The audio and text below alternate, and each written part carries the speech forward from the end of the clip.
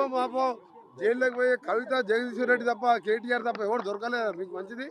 మా ముఖ్యమంత్రి గారు అయిన తర్వాత రెండవ రోజే 30 లక్షల మంది ఉచితంగా మహిళలు అక్కా చెల్లెళ్ళు నవ్వుకుంటూ ఇవాళ పెళ్లిళ్ళకి పోతున్నారు, బిడ్డ ఇంటికి పోతున్నారు, దేవస్థానానికి పోతున్నారు, సంక్రాంతి పండుగ ప్రతి ఇంటికి పోయి వచ్చిండ్రు. 30 లక్షల ప్రతిరోజు 11 కోట్ల బర్డెన్, ప్రతిరోజు 10 లక్షల రూపాయలు, 10 కోట్ల రూపాయలు భారంగా భావిస్తలేము మేము. మాకు ఇవాళ మా అక్క చెల్లె పేదవాళ్లకు ఇవాళ నెలకు 200-300 రూపాయలు మిగిలిస్తున్నాం. ఆరోగ్యశ్రీ 10 లక్షలకు పెంచినాం. 2 మాసాల లోపే గ్యాస్ సిలిండర్ కానీ ఫ్రీ కరెంట్ యూనిట్లు కానీ ఇవన్నీ కూడా ఇవ్వబోతున్నాం. ముఖ్యమైనది ఏంటంటే మేము 100 రోజుల్లోపే కాదు 2 రోజుల్లోనే చేసినాం.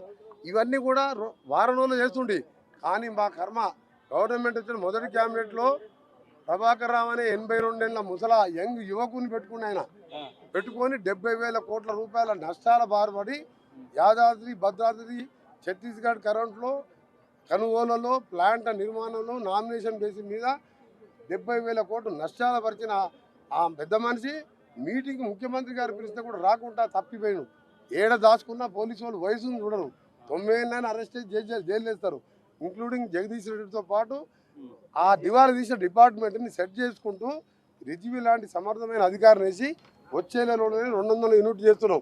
ఇంకొకటి ఏంటంటే ఫ్రీ కరెంటు వెంకరెడ్డి గారు అన్నారు ఆయన దగ్గరికి పోండి అని చెప్తున్నారు కదా. నేను ఒకటే చెప్తున్నా, 30 లక్షల మంది యువకులకు 3,116 అన్నాము.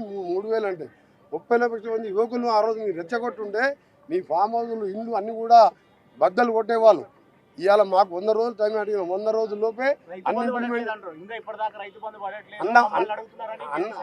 అన్నవారిని మీరు చెప్పుతోని కొట్టండి. అంత ధైర్యం లేకపోతే బుద్ధిగా ప్రశ్నించండి. మీరు దళితుని ముఖ్యమంత్రి చేస్తే తల తీసేసుకుంటా అన్న మీ నాయనకి ఇంకా తల ఉందా లేదా? డబుల్ బెడ్రూమ్ కడితే అల్లుడు బిడ్డ వచ్చే మంచి వాళ్ళకు సపరేట్ బెడ్రూమ్ అన్నాం, డైనింగ్ హాల్ అన్నాం, పెద్ద మొత్తం కళలు చూపించినాం. ఒక్క ఇల్లు కట్టలేదు ఊళ్ళల్లో, ఒక రేషన్ కార్డు ఇవ్వలేదు. ఏ ముఖం పెట్టుకొని కాంగ్రెస్ ప్రశ్నిస్తున్నారు? మేము మాట్లాడాలంటే వాళ్ళకంటే